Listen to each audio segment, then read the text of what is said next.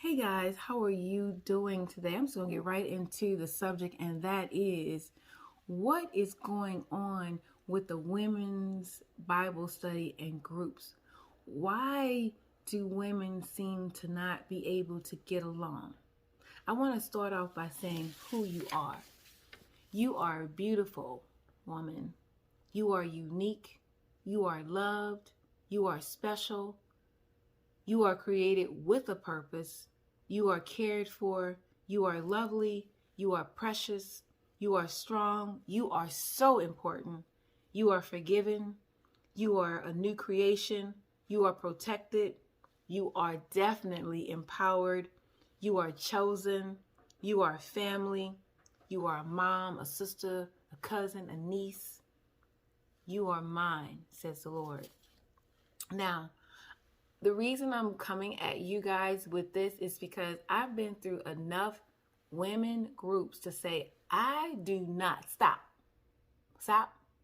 I don't want to go to no more women's groups because I don't feel like I'm a part of the women's group, and I don't feel like I am included in the women's group. I feel like an outsider most of the times when I go to a women's group.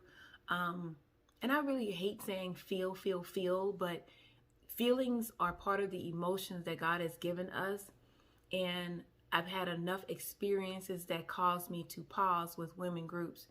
I've been there where we all seem, oh, this is going to be a great group. We're this and we're going to be that. And it ended up being crap. Why? Why can't women just get along? We have a daddy issue. I want to say that. And the reason I think we have a daddy complex is because when you're a little girl, if you had a dad, you know what it feels like to sit on your daddy's lap, to get his undivided attention, for him to adore you, for him to make you feel special, and know that he is going to be there for you and you have his ear. Well, we still do when it comes to God. He is our Father, not just a figure. He is really all being, all knowing, all loving, the one who cares for you and for me. When we go into these women's group, we look for those things. I think we go into those groups feeling like, I can't figure it out. I'm too tired. It's impossible. Nobody loves me. I can't forgive myself. It's not worth it. I'm not smart enough.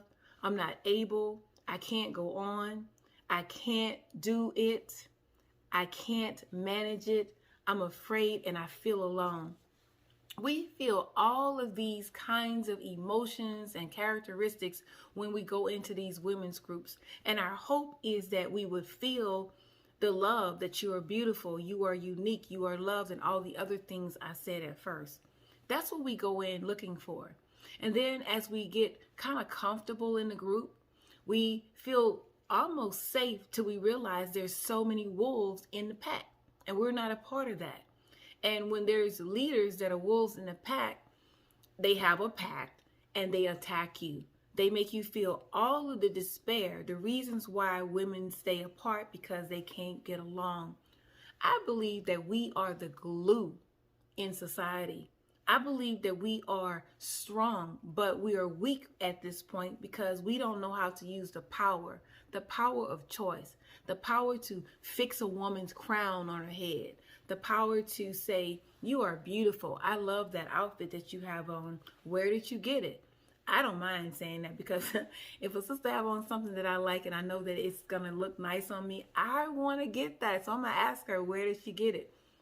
But there are those of us who, instead of loving and being kind and generous and giving, we would totally hate on that woman. We would talk about her. You know, if I see a woman with something on her face, like maybe a booger in her nose, or maybe, you know, just something that could be knocked off, I would, if she don't mind, I would say, do you mind me getting it off your face? Or, come here, sister, you got a little something in your nose. I wouldn't even say that. I would just give her a piece of tissue or something.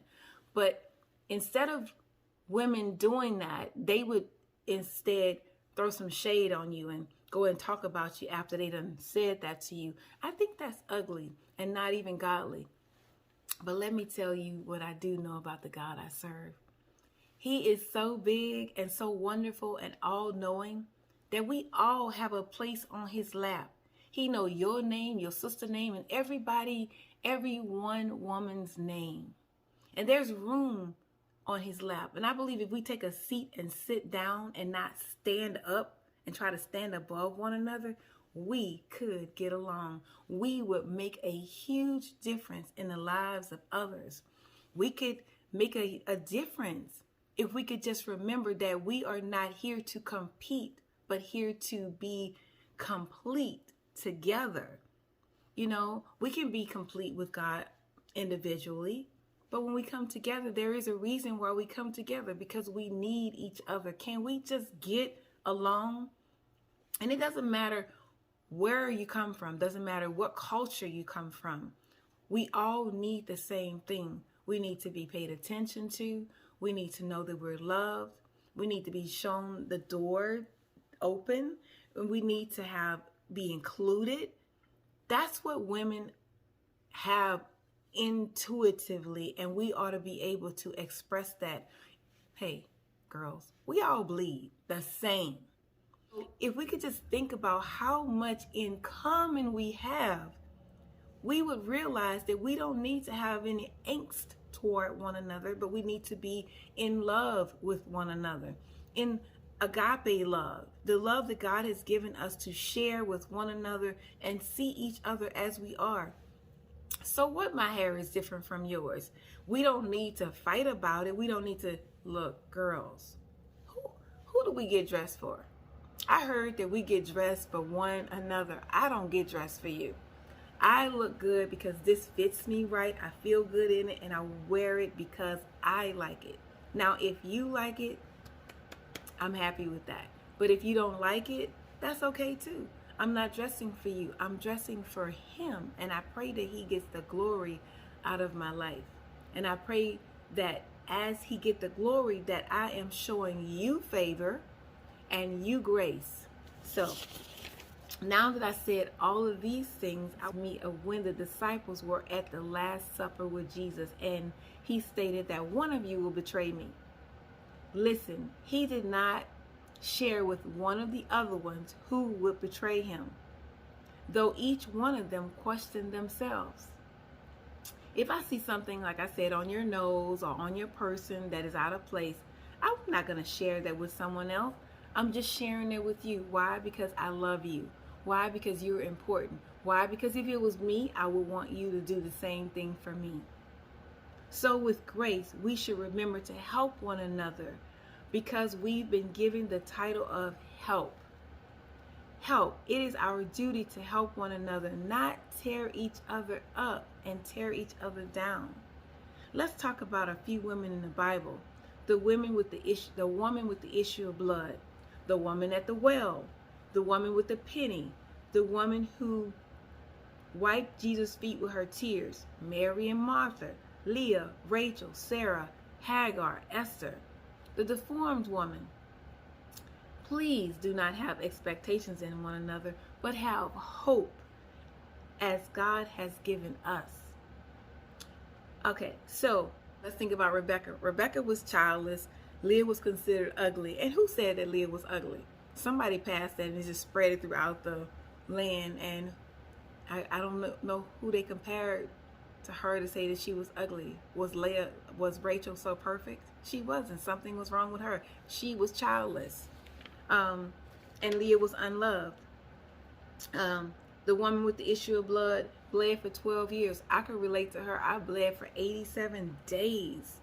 The woman at the well, who was married many times. Many of us been in many relationships, confused, not understanding how to get along with men, and had to figure it out. But we had to go through all of that. But Jesus met her at the well and said, "You all right."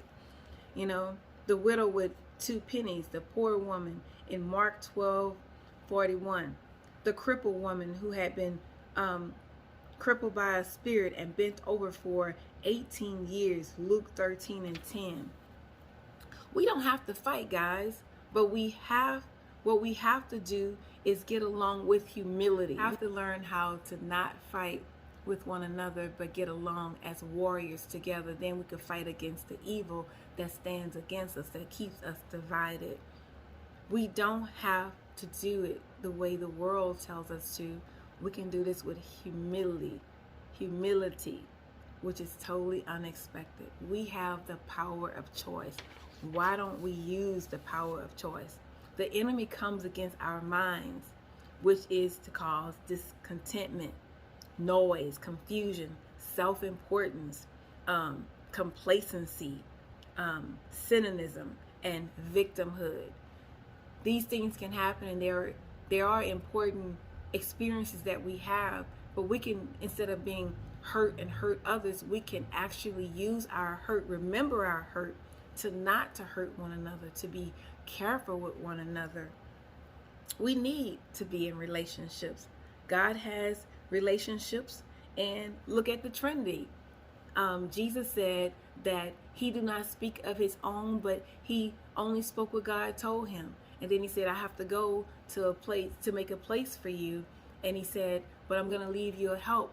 And the helper who comes is not going to speak on his own. He's only going to speak what's been told to him. And then whatever he was told, he's going to tell you. And then everything that was for Jesus, he's going to disclose it to you. So we have so much that's been given to us. Why do we despair in breaking up each other? Why do we want to fight? I don't even know. But I do want to say this to women who are in leadership. Please, when you're in leadership, take the time and not think only of yourself and how many followers or likes or friends you have, because everybody ain't your friend anyway. Because if you hold down your head, I heard a pastor say one time, the person who wants to be in leadership where you are will cut your head off. So beware of that. But if you are in God, in Christ, if you remain in him and he in you and abide in his word, then he will help you, help me, help them, help us get through, and we'll still be together at the end. We are to be together. You know, we're going to leave our mothers and fathers and cleave to our husbands, and we're going to make new friends. Why not learn how to cling to God so that we can help lift another sister up, rather than when we're in groups, tear the sisters down? Why do leaders not see that one woman sitting over in that corner by herself? Why do cliques tend to be so cliquey that they're like a cancer cluster in the church, and the pastors and leaders don't see that and say we can't have that because it's going to damn the relationships? Why can't we be unified like the letter U, always open to receive other women? That's what we should be. You know what? I'm going to close with that because I believe I said enough, but I want to encourage you to be like-minded as Christ was. And look, if you're really not going to be a friend to somebody, step aside so that that woman who loves you or fell in like with you as a friend, don't waste her invested time spending it thinking that you her friend. If you ain't going to be a real friend, go ahead and be a viper right in front of her, rather than being like a sheep in wolf's clothing. We don't need that. There's enough of that out in the world who hate Jesus as it is. But to be in a church and to act like you somebody's friend, you a leader, and you really do hate them, you ain't nothing but a two-faced, whatever you want to call yourself, but you're not really being a child of God. So love, we are called to love one another. We are called to be like-minded. We are called to be Christ-like. Not like Judas, not like, warring siblings. In spite of what transpires in a woman's group, what we're supposed to get out of that woman's group is what God say to help us to keep moving along and being with one another. And that is, I will direct your steps. I will give you rest. All things are possible. I love you. I forgive you. It will be worth it. I will give you wisdom. I am able. My grace is sufficient. You can do all things. I will supply all of your needs. I have not given you fear. I will never leave you. So when we're in the women's group, that's what we should be surrounded with, the reminder of who we are in God and his love for us